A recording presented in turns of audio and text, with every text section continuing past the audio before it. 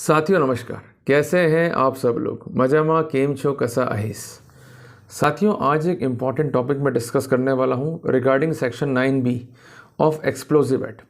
साथियों, आप सबको पता है कि कई बार ऐसा होता है कि इन्वेस्टिगेटिंग अथॉरिटी की नाकामी से या उनके कम नॉलेज से वह अक्यूज को किसी स्पेसिफिक क्राइम में इन्वॉल्व करते हुए यह कहती है कि उसके द्वारा एक क्राइम किया गया है, या तो उसने एक्टिवली पार्टिसिपेट किया है या वो उस क्राइम के लिए कॉन्स्पायर्ड है, तो बगैर किसी आधार के आपको उस अपराध में या तो कन्विक्ट किया जाता है या आपको ट्रायल फेस करने के लिए मजबूर किया जाता है।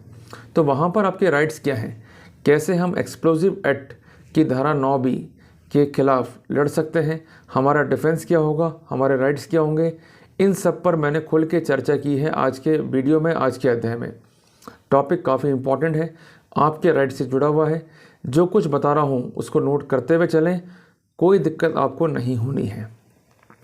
साथियों, आज के वीडियो का एजेंडा है कि सेक्शन 9B एक्सप्लोजिव एक्ट में डिफेंस कैसे बचाव करें और किस तरह से हम केस को फेलियर की तरफ आगे लेकर जा सकते हैं। साथियों, इस एजेंडा के रेफरेंस में 4 कैटेगरी मैंने बांट रखी हैं। सबसे पहले मैं डिस्कस करूंगा साइटेशन का नाम, then fact of the case, then contentions क्या रहे और अंतोगत्वा ऑब्जर्वेशन। और अगर हम ऐसे ही क्राइम में इन्वॉल्व किए जा रहे हैं या हो चुके हैं तो हमें वहाँ पर करना क्या है, हमारे राइट्स क्या होंगे। साथियों, एक एक शब्द काफ़ी इंपॉर्टेंट है और अगर आप बात को नहीं समझोगे तो राइट्स तो आपके ही अफेक्ट होने। ये बात जो बता रहा हूँ वो लाखों रुपए की है, कोई आपको नहीं बताएगा। तो मैं एक एक बात को खुल के बता रहा हूँ कि कैसे हम डिफेंड करें, कैसे हम बात को लिखें और हमारा एंगल ऑफ अटैक क्या होना चाहिए। मैं एक एक बात आपको स्पष्ट करने वाला हूँ। तो साथियों, एक कॉपी लीजिए, एक पेन लीजिए और जो कुछ बता रहा हूँ उसको नोट डाउन करते हुए चलिए। हो सकता है वीडियो आपके काम नहीं आए तो आपके पड़ोसी के काम आ जाए, पड़ोसी की नहीं आए तो भाई बंधुओं के काम आ जाए, और उनकी भी नहीं आए तो किसी और की भी काम आ सकती है। तो कुल मिला के आपका ऑब्जेक्ट क्या है कि आप समाज को एनलाइटन करें, उनको लीगली बताएं चीज़ों को कि अगर ऐसा हो रहा है तो आपके अधिकार क्या है, ताकि वो अफेक्ट ना हो। अदरवाइज़ क्या होगा, जब वो क्राइम में इन्वॉल्व हो जाएंगे, कहीं ना कहीं जाएंगे, तो उन्हें ये कहा जाएगा कि भाई ये मामला बहुत गंभीर है, जबकि इन टोटो कुछ होता ही नहीं है। तो रियल में क्या होता है और हाइपोथेटिकली क्या होता है, ये भी मैं आपको समझाने वाला हूँ खुलकर विस्तार से। साथियों, जजमेंट है कर्नाटका हाईकोर्ट का, जिसका साइटेशन है Sameer Basha versus State of Karnataka. Judgement है 6 अक्टूबर 2020 का। क्रिमिनल अपील नंबर है 2574/2013। ठीक है जी, नोट कर लिया आपने। चलें आगे, ये वापस रिपीट करूँ एक बार, चलो वापस रिपीट कर देता हूँ। जजमेंट प्रोनाउंस किया है कर्नाटका हाईकोर्ट ने। इसका टाइटल है Sameer Basha SAMIRBASHA versus State of Karnataka. Judgement का डेट है 6 अक्टूबर 2020, 6 अक्टूबर 2020। जजमेंट के संबंध में जो क्रिमिनल अपील नंबर है वो है 2574/2013। क्लियर हो गया, चलें आगे चलिए। अब सबसे पहले है ओपनिंग स्टेटमेंट कि this appeal is filed under section 374 sub clause 2 of CRPC to set aside the impugned order of conviction passed by so and so court whereby the accused has been convicted under section 9B of the Explosive Act and with section 120B of the IPC। साथियों, एक बात हमें note करनी कि इस मामले में एक अपील पेश हुई सेक्शन 374 सब क्लॉज 2 CRPC में। अब इसको हम समझते हैं ये चीज़ क्या है। साथियों, जब भी कोई क्रिमिनल कोर्ट आपको कन्विक्ट करता है तो वहाँ पर आपके पास एक राइट है अपील करने का, और यह अपील का राइट आपको CRPC प्रोवाइड करती है। क्योंकि आपको 2 धाराएं यहाँ पर और समझनी होंगी, धारा 4 और 5। धारा 4 और 5 ये कहती है कि जब कोई प्रावधान स्पेशल लॉ में है तो स्पेशल लॉ प्रिवेल करेगा, वहाँ जनरल लॉ प्रिवेल नहीं करेगा। और अगर प्रावधान स्पेशल लॉ में नहीं है तो वहाँ पर जनरल लॉ के प्रावधानों को आप अडॉप्ट कर सकते हैं। यहाँ वर्तमान परिप्रेक्ष्य में स्थिति क्या है कि एक्सप्लोजिव एक्ट में अपील के प्रावधान नहीं है, तो वहाँ पर जनरल लॉ क्या प्रोसीजर का CRPC, जिसको हम कहेंगे दंड प्रक्रिया संहिता या क्रिमिनल प्रोसीजर कोड, जिसका सेक्शन 374 अक्यूज को राइट देता है कि अगर कोई जजमेंट के खिलाफ हुआ है और उसे कन्विक्शन हुआ है तो उस पर्सपेक्टिव में वो जजमेंट को चैलेंज कर सकता है बिफोर द हायर कोर्ट। ठीक है जी, क्लियर है। तो यहाँ पर भी अक्यूज को कन्विक्शन हुआ, जिस कारण उन्होंने सेक्शन 374 सब क्लॉज 2 CRPC में अपील दायर की। उन्हें सेक्शन 9B एक्सप्लोजिव एक्ट में और सेक्शन 120B IPC के तहत दोष सिद्ध किया गया था। क्लियर है, चलें आगे चलिए। अब आते हैं इस मामले के फैक्ट्स के ऊपर कि ये मामला क्या है। साथियों 22/3/2011 आप लिख लीजिए, समय है 5 बजे। Complainant and his staff were on duty at bypass cross near so and so नगर। परिवादी और उसका स्टाफ जो है वो ड्यूटी पे थे किसी पर्टिकुलर प्लेस के ऊपर, जो कि इंडिकेट किया गया है रिपोर्ट में। दे इंटरसेप्टेड वन टाटा इंडिका, उन्होंने एक टाटा इंडिका को इंटरसेप्ट किया जिसका आरसी नंबर सो एंड सो था। अब साथियों आगे मैं पढ़ रहा हूँ उस कंटेंशन को कि अक्यूज नंबर 1 और 2 जो हैं ये सिट थे बैक सीट के ऊपर, पीछे की तरफ जो है बैठे हुए थे। अक्यूज के हाथ में जो है एक प्लास्टिक बैग था जिसमें 2 आयरन पाइप्स थे और कॉलर बोल्ट से फिटेड एट बोथ एंड्स। तो ये था इंक्रिमिनेटिंग आर्टिकल्स और इसकी अपीयरेंस थी लाइक अ बॉम्ब, जिस कारण उनको अरेस्ट किया गया और आयरन पाइप्स जो है उनको सीज किया गया जो कि उनके पोजीशन में थे। उसके बाद इंक्वायरी होल्ड की गई। उन्होंने कहा कि हमें ये आर्टिकल जो है ये दिया है रवि कुमार ने, जो अक्यूज नंबर 3 है। अब ज़रा कॉमन सेंस लगाओ कि ये गलती क्यों करते हो आप लोग। जब भी पुलिस पकड़ रही है तो why you are revealing the facts, you are the accused. अपने राइट्स को समझो। You are not bound to explain each and everything, they are bound to investigate. उनको सेक्शन 101 में इन्वेस्टिगेट करना है अपना ऑफेंस, आपको एक्सप्लेन नहीं करना है। और आप करते क्या हो, धर्म खाते के अंदर बैठ के अरे साहब हमने ऐसा कर दिया, हमने वैसा कर दिया। आपका राइट है डिफेंड करने का, तो आप चुपचाप बैठ जाओ। आप एक ही बात कहो कि साहब आपको जो कुछ पूछना है आप शो कोस जारी कर दो, हम उसका रिप्लाई कर देंगे। अगर बगैर शो कोस के आप रिप्लाई कर रहे हो, आप कोई बात लिख के दे रहे हो, तो इससे बड़ी गलत बात तो होगी नहीं। आपका राइट है शो कोस पर जवाब देने का। शो कोस किस में आएगा आपको, 160 CRPC के अंदर या 161 CRPC में। क्लियर है, चलें आगे। पर इन्होंने क्या गलती करी, जैसे उनसे पूछा कि भाई आप ये कहाँ से लेकर आए, तो उन्होंने साफ साफ कह दिया कि ये तो मैं अक्यूज नंबर 3 से लेकर आया हूँ। क्यों, क्या जरूरत आ रही थी कहने की। पर इन्होंने कहा है तो उसका क्या कॉन्सिक्वेंस फेस करना पड़ा कि ये क्राइम जो है इन्होंने और कॉम्प्लिकेट कर दिया, खुद के खिलाफ भी और किसी अन्य व्यक्ति के खिलाफ भी। ठीक है जी, चलें आगे। After completion of the investigation chargesheet has been filed showing accused number 3 as absconding. अब अक्यूज नंबर 3 तो भाग गया, तो ये कौन सा बच गए। अक्यूज नंबर 1 और 2 को भी जो है चार्जशीट किया गया सेक्शन 9B में एक्सप्लोजिव एक्ट के तहत और सेक्शन 120B IPC के अंदर। तो मेरे भाई अगर आप कोई चीज़ एक्सप्लेन कर रहे हो तो आप तो बचोगे नहीं, दूसरे को क्यों मरवा रहे हो। क्योंकि जब तक वो सोर्स नहीं आएगा, जब तक वो आर्टिकल इंक्रिमिनेटिंग नहीं होगा, आपको किसी भी रूप में दोषित नहीं मान सकते, आपको किसी भी रूप में प्रोसिक्यूट ही नहीं कर सकते। उनको ढूंढने दो, दे हैव टू इन्वेस्टिगेट। उनको तनख्वाह मिल रही है इस बात की, दे हैव टू इन्वेस्टिगेट। और उनको एविडेंस को कलेक्ट करना है। Evidence should be admissible and should be on the touch stone of section 101 of the Indian evidence act. अगर वो है ही नहीं तो आराम से जो है कोई प्रोसिक्यूशन नहीं होगा, तो कोई तकलीफ ही नहीं है जी, क्यों घबराते। चले आगे, चलिए। The case of the prosecution is that both accused number 1 and 2 were in possession of explosive substance। कि accused number 1 और 2 जो हैं ये possession में हैं explosive substance के, या suspected bomb कह लें हम, जो कि वायलेशन है धारा 5 एक्सप्लोजिव एक्ट का। और उनके साथ accused number 3 की जो है कॉमन इंटेंशन थी। They agreed to possess the said explosive substance illegally in pursuance of the conspiracy entered into between them, and they committed the offence punishable under section 9B of the explosive act and section 120B of the IPC। तो मोटी मोटी बात क्या मानी prosecution ने कि इनके पास एक इनलीगल सब्सटेंस है जो कि बॉम्ब की तरह जो है दिखाई दे रहा है, जिसको ये सेक्शन 5 एक्सप्लोजिव एक्ट के कॉन्ट्रावेंशन में जो है कैरी कर रहे हैं। और ऐसा करना अपने आप में सेक्शन 9B एक्सप्लोजिव एक्ट के तहत अपराध है, जिसके साथ साथ इनकी कॉन्स्पिरेसी भी है। इस कॉन्स्पिरेसी में एक कॉमन इंटेंशन शेयर किया हुआ है अक्यूज नंबर 3। तो जिस पर्सपेक्टिव में सेक्शन 120 भी IPC को भी जो है यहाँ पर लगा दिया गया। क्लियर हो गया, चलो आगे चलिए। In order to stabilise the case the prosecution examined the witnesses and exhibits also marked on the documents. यहाँ पर क्या हुआ कि प्रोसिक्यूशन अपने गवाह एग्जामिन कराए और डॉक्यूमेंट्स में जो है एग्जिबिट लगाए और इसके अलावा आर्टिकल भी जो है यहाँ पर रखे गए। ट्रायल कोर्ट ने फैक्ट्स और सर्कमस्टेंसेस को देखते हुए ये माना कि इन लोगों ने ऑफेंस किया है और इन्हें सेक्शन 9B एक्सप्लोजिव एक्ट में और सेक्शन 120B IPC के तहत जो है दोषित किया गया। अब मामला चला गया हाई कोर्ट के अंदर और यहाँ पर वकील साहब जो है अपीयर हुए। उनका कहना है कि जजमेंट जो है ये इम्प्यूर्ड है, जिसको उन्होंने असाइल्ड किया इम्प्यूर्ड जजमेंट। उनका कहना है कि जो कंटेंशंस रेज किए हैं प्रोसिक्यूशन ने फॉल्स हैं। पहली बात समझना, जो इंपॉर्टेंट बिंदु रखा गया कि एलिगेशंस जो है वो फॉल्स हैं, उसके लिए उन्होंने क्या बातें कोर्ट में रखी। उनका कहना कि पंच विटनेस टू द सीजर मजर have not supported the prosecution case. ये था हिटिंग पॉइंट कि जो पंच विटनेस है मज़र के, मजर मतलब कोई मेमोरेंडम होता है जिस पर गवाह होते हैं, जिसको कहते हैं पंच विटनेस। और सेक्शन 100 सब क्लॉज 4 CRPC के accordingly they should be independent. और इसके साथ साथ ये गवाह केस को सपोर्ट करने चाहिए। अगर ये इंडिपेंडेंट नहीं है, केस को सपोर्ट नहीं कर रहे हैं, तो वहाँ पर फ़ायदा डिफेंस को मिल जाएगा। अब साथियों एक इंपॉर्टेंट कंटेंशन और भी है, इसको भी जो है आप नोट डाउन कर लें। The complainant being a police officer was not justified in conducting the investigation. यहाँ पर कंप्लेनेंट और आईओ जो है वो सेम है। तो कोर्ट का कहना है कि complainant being the police officer is not competent to conduct the investigation. ये एक संदेह पैदा करता है। देखो एक्चुअली क्या कि अपन देखो ह्यूमन एजेंसी है, और अगर मैं कोई केस में परिवादी हूँ तो इस बात की पूर्ण संभावना है कि अगर मैं उस केस का इन्वेस्टिगेटिंग अथॉरिटी हूँ तो मैं जांच अपने एंगल से करूँगा कि केस जो है सफल बन जाए। और नेचुरल जस्टिस भी कहता है कि जो कोई व्यक्ति सुन रहा है तो यहाँ पर एक परजुरी जो है कॉज हो जाएगी अक्यूज्ड को।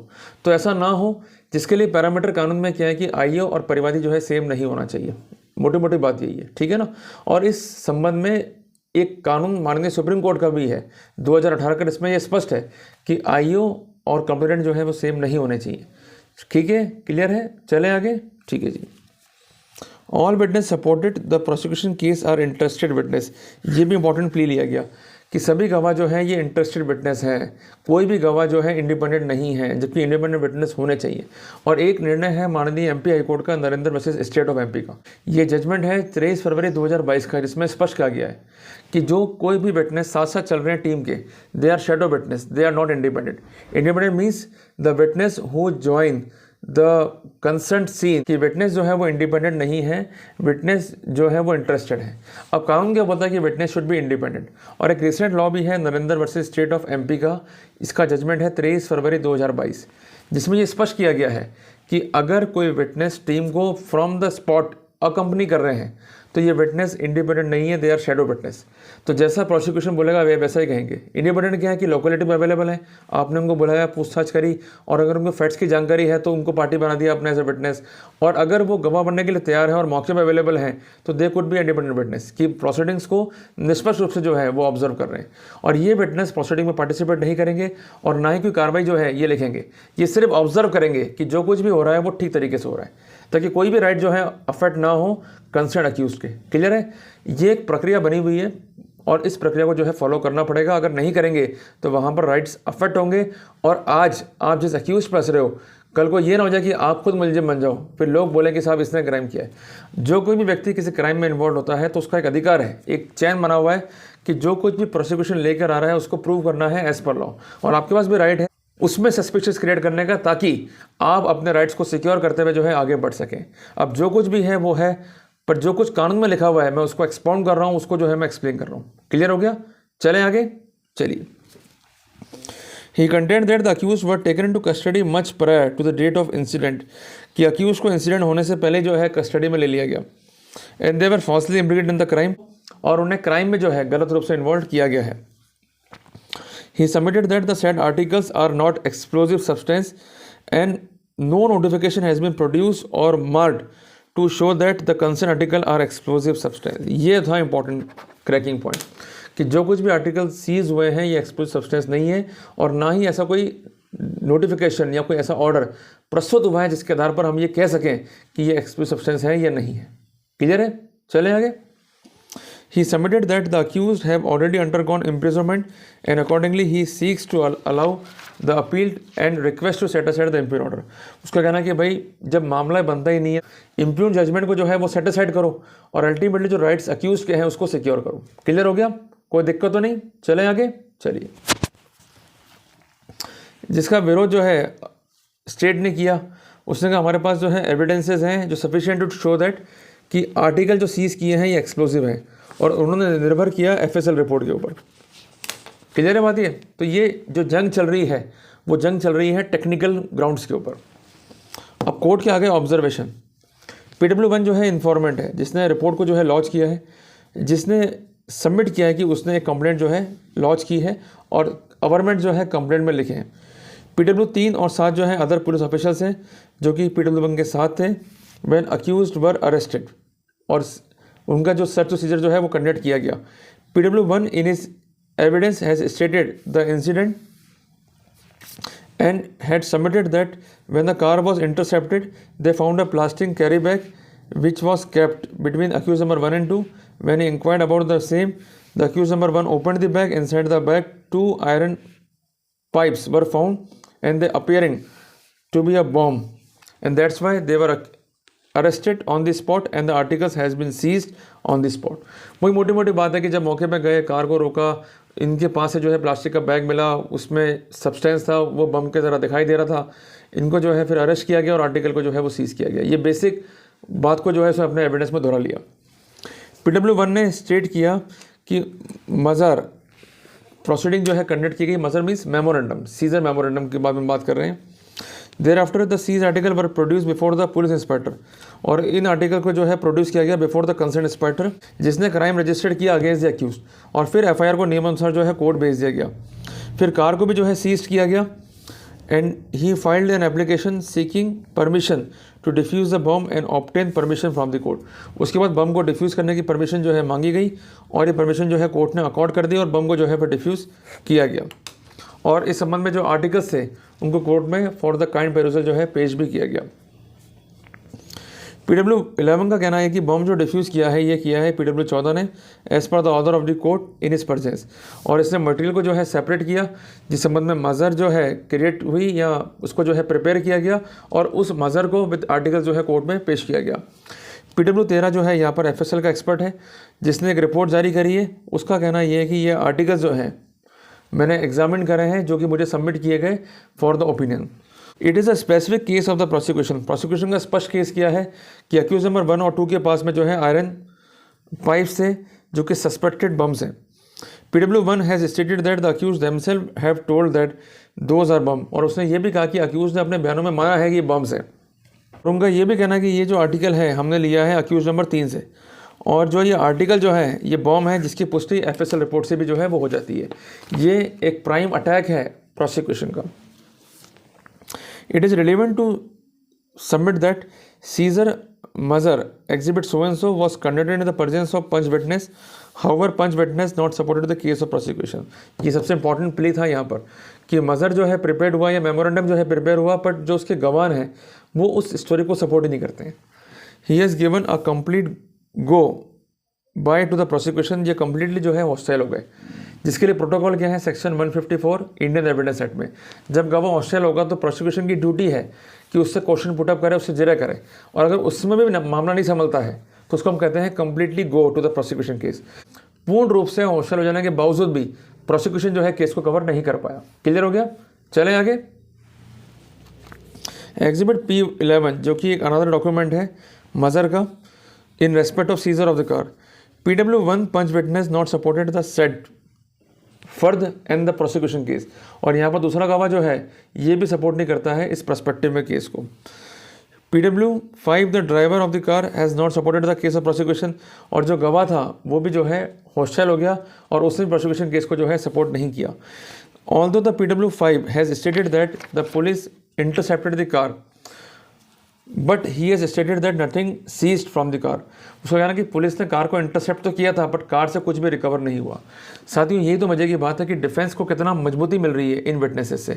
जितना प्रोसिक्यूशन का गवाह हॉस्टाइल होगा या अपने बयानों को चेंज करेगा या उसके बयानों में जो है विरोधाभास आएगा, उतना ही फ़ायदा जो है डिफेंस को वहाँ पर मिल जाएगा। क्लियर हुआ? नोट डाउन कर लिया आप सब ने? चले आगे। In cross-examination conducted by the defense, PW5 has stated that when the accused got into his car in so-and-so place, they were not carrying anything, and when the police stopped the car, nothing was in the car. कि ना तो हम कोई article carry कर रहे थे और ना ही हमारे पास कार से कोई आर्टिकल जो है मिला।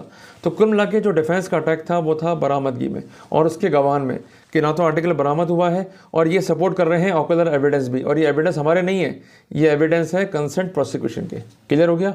तो फ़ायदा किसको मिल गया यहाँ पर? डिफेंस को। तो ये बात आपको ध्यान में रखनी है। Even according to the prosecution the carrying bag in which suspected bombs were found were in the back seat of the car kept between accused number 1 and 2. Hence, it could not be said that the bag was in exclusive possession of either of the accused. तो उसका कहना यह है कि अगर prosecution की बात को वापस से ध्यान से देखें तो बैग जो है रखा हुआ है बैक सीट के ऊपर। अब ना तो ये पोजेशन में है अक्यूज नंबर 1 के और ना ही ये पोजेशन में है अक्यूज नंबर 2 के, जबकि कानून क्या बोलता है कि the possession should be the exclusive. अगर पोजेशन एक्सक्लूसिव प्रूव नहीं हो रहा है तो हम किसी भी रूप से अक्यूज को एक्सप्लोजिव एक्ट से कनेक्ट नहीं कर सकते हैं। Accordingly PW1, when he inquired the accused, they did not give any satisfactory answer. Hence, he became suspicious and apprehended them. And thereafter, he secured 2 panchas and seized the same. As already observed, PW5 has stated that when the accused got into the car, they were not carrying anything. The independent punch witness are not supporting the memorandum and the prosecution case. तो कुल मिला के जो बात रखी PW1 ने या परिवादी ने या आईओ ने, उस बात के संबंध में जो कंसर्न पंच विटनेस थे या कंसर्न ड्राइवर था वो ये कहता कि कार इंटरसेप्ट तो हुई पर कुछ रिकवर नहीं हुआ और ना ही पास में कुछ अवेलेबल था। तो इस बात को जो है आप हाईलाइट कर लो कि डिफेंस थ्योरी बिल्कुल स्टेबल है कि आर्टिकल की रिकवरी को ही डाउटफुल कर दिया। अगर आर्टिकल ही नहीं है तो प्रोसिक्यूशन किस बात का, और जब एक्सप्लोजिव एक्ट नहीं है तो कॉन्स्पिरेसी किस बात की। तो आप डिफेंस के एंगल से केस को देखो कि डिफेंस ने किस तरह से खूबसूरती से जिरा करा और प्रोसिक्यूशन विटनेस को जो है जब टर्न हुए हॉस्टाइल तो उन्होंने साफ साफ ये कह दिया कि हम किसी भी रूप में ये कह सकते हैं, हम श्योर हैं कि जो कंसेंट आर्टिकल है वो कंसर्न अक्यूज से ना तो रिकवर हुआ है, ना ही उनके पोजीशन में रहा है और ना ही कार से रिकवर हुआ है। तो एक मेजर सेटबैक था प्रोसिक्यूशन के लिए। इनिशियल स्टेज पर प्रोसिक्यूशन को जो है हिट कर दिया डिफेंस ने। क्लियर हो गया? चलें आगे, चलिए। अब दूसरा मोड, अनदर एस्पेक्ट जो PW14 है, he has stated that on 24/11 he team defuse 2 live bombs and separate them into 8 parts including the chemical substance found inside the iron pipes। कि जो आयरन पाइप था उसके अंदर जो सब्सटेंस था उसको हमने डिफ्यूज़ किया और इसके साथ साथ उस कंपोनेंट को हमने 8 हिस्सों में जो है बांट दिया। उसके बाद इनको सीज किया गया और PW11 and 12 have stated that the said article were sealed by PW14, जिसकी पुष्टि PW11 और 12 भी करते हैं। PW11 conduct a Mazhar on receiving the set article. उसके बाद इसकी जो है एक मज़र या एक फ़र्द जो है एक मेमोरेंडम जो है वो तैयार किया गया। None of them have stated that the mahazar was conducted in the presence of independent witness. और किसी का भी ये कहना नहीं है कि इन मज़र्स को इंडिपेंडेंट विटनेस के समक्ष जो है ये बनाया गया हो। वापस से मैं आपको कहना चाहता हूँ कि सेक्शन 100 सब क्लॉज 4 CRPC काफ़ी इंपॉर्टेंट है। इस बात में आप जोर देके रखो, अपनी फाइलों को दोबारा देखो। अगर इंडिपेंडेंट विटनेस नहीं है और उनकी प्रेजेंस में कोई वर्कआउट नहीं किया जा रहा है तो वहाँ पर समस्त कार्रवाइयाँ इलीगल हो जाती है। लोग कितना ही चिल्लाएं, कितना ही छातियाँ पीटें, कितने अखबारबाजी हो, पर आपको अपने केस पर जो है फोकस करना है। अगर इंडिपेंडेंट विटनेस किसी फ़र्द को सपोर्ट नहीं कर रहे हैं या किसी फ़र्द में इंडिपेंडेंट गवाह नहीं रखे गए हैं तो entire proceeding become illegal and void एब इनिशियो। उस पर रिलाई नहीं किया जा सकता। क्लियर हो गया? जो पॉइंट डिफेंस ने अटैक में लिया ये पॉइंट वैलिड पॉइंट था और एज पर लॉ ये रिकॉग्नाइज पॉइंट है। क्लियर हो गया? चले आगे, चलिए।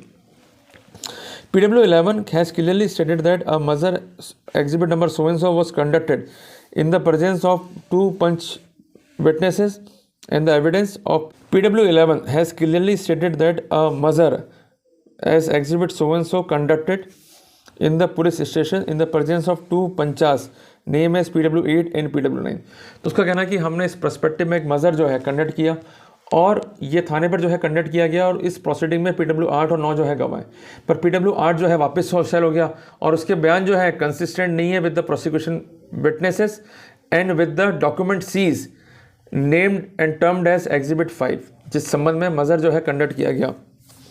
ही stated that he can not identify the article shown by the police. उसका कहना कि मैं आर्टिकल्स को नहीं पहचान सकता हूँ कि जो मुझे पुलिस ने शो की है।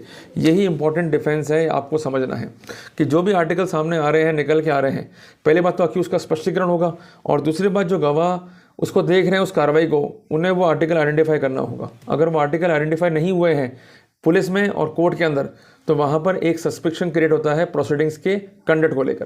क्लियर हो गया बात? ये चले आगे।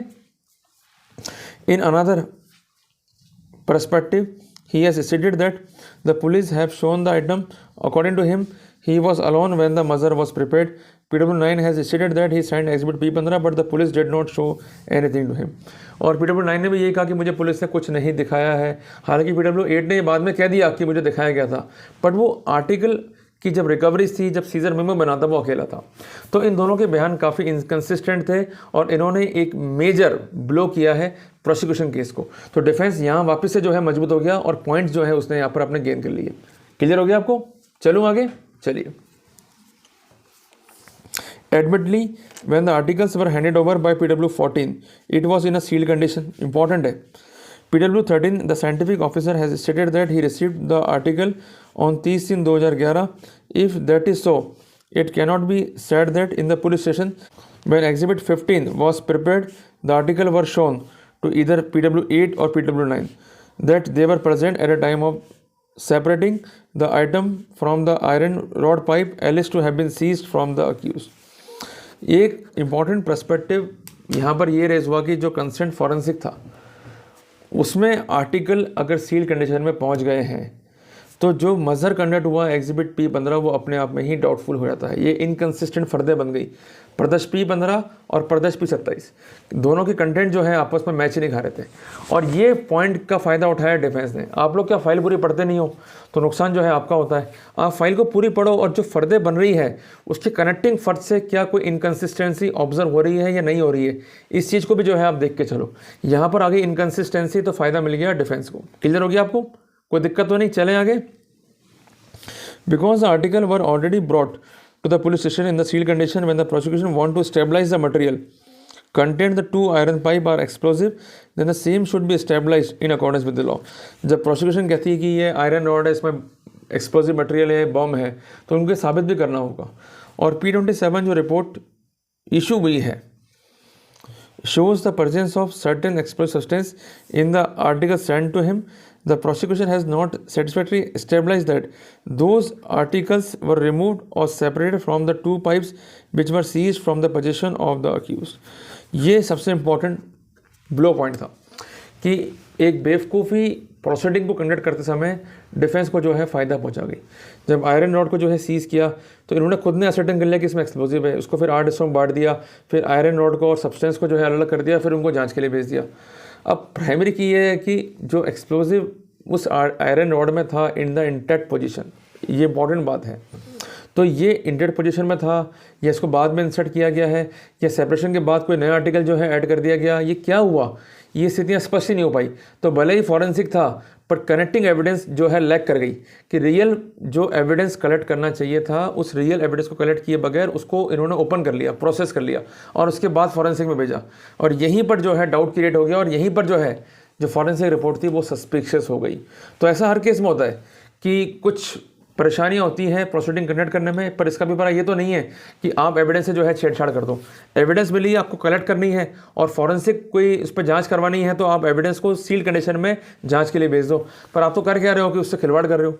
आप तो सब्सटेंस लिया है, उसके बाद उसको पूरा खोल दिया, उसके बाद आराम से वो खुले बादशाह में पड़ा हुआ है और उसके बाद उसको सीज आउट कर रहे हो और उसके बाद जांच के लिए भेज रहे हो। एक थ्योरी तो ये है। और अगर तुमने मौके पर सीज कर लिया तो थाने में गवाह आए कैसे, उनको सब्सटेंस दिखाया कैसे और उसके बाद उसको सीजर किया कैसे। तो प्रोसिक्यूशन अपने जाल में फंस गया कार्रवाई करते हुए और इसका सारा फायदा जो है डिफेंस को मिल गया। तो कुल मिला के नाकामी थी प्रोसिक्यूशन की एजेंसी की सही जांच करने में, पर हर समय फ़ायदा जो है वो डिफेंस को मिलता गया। तो ये पॉइंट भी आपको ध्यान में रखते हुए चलना है।